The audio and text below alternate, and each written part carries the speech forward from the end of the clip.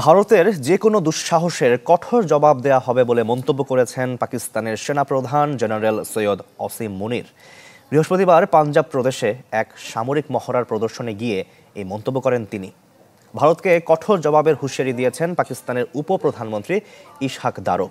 পাকিস্তানের বিরুদ্ধে ভারতের সামরিক পদক্ষেপের নিন্দা জানান তিনি। এদিকে উত্তেজনা নিরসনে দুই দেশের প্রতি আহ্বান জানিয়েছেন মার্কিন ভাইস প্রেসিডেন্ট জেডি ভেন্স। বলেন, ভারত যেন এমন প্রতিক্রিয়া না দেখায় যাতে এই অঞ্চলে বড় সংঘাতের পরিস্থিতি তৈরি হয়। একই সাথে পাকিস্তানকে কাশ্মীরে হামলার তদন্তে সহযোগিতার পরামর্শ দেন মার্কিন ভাইস প্রেসিডেন্ট।